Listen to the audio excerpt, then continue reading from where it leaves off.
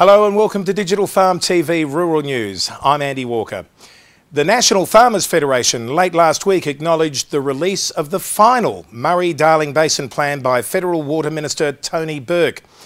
Irrigators greeted the contents of the plan with guarded scepticism and wariness. NFF President Jock Lawrie described the new plan as flawed, although he acknowledged the government had listened to some but not all of the concerns raised by the food and fibre sector and rural communities.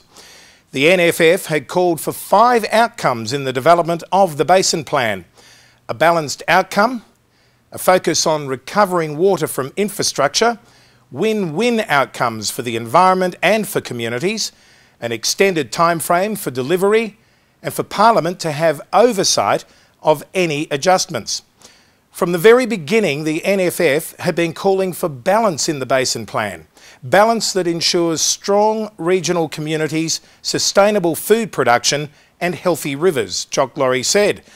The government had moved closer to the balance the NFF had been seeking, but flaws remained. The final plan still put the needs of the environment ahead of those of the towns, communities and farmers within the basin. The Nationals' leader, Warren Truss, last week gave Sydney Airport Chair Max Moore-Wilton a public slap for his reported opposition to regional airlines using the big airport at peak hours.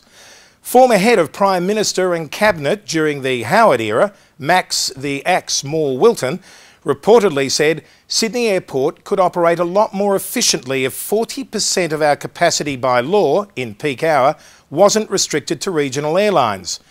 Warren Truss said that as a member of any future government, he could categorically rule out any watering down of the slots reserved for regional airlines through Sydney Airport.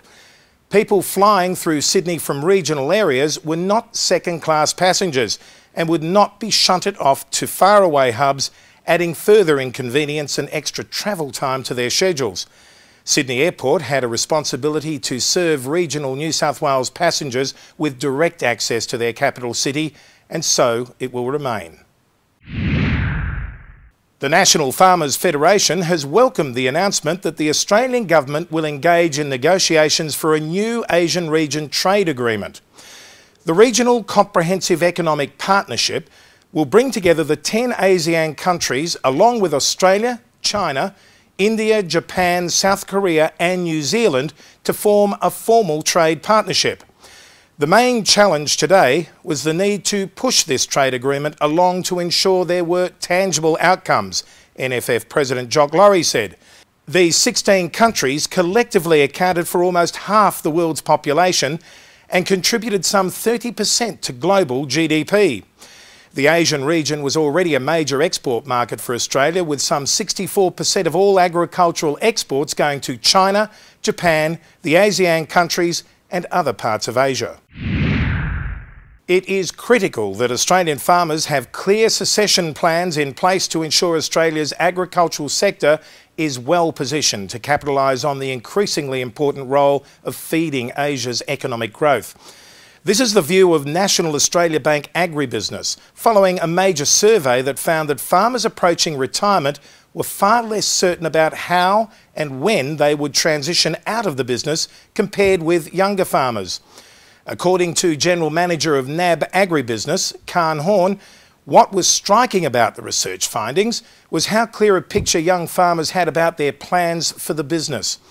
They had strong hopes and aspirations for their businesses right through until they retired, Mr Horn said. However, of those farmers aged 70 and over, more than 1/3 did not know when they would exit the business. This was a massive percentage, given they were technically over retirement age.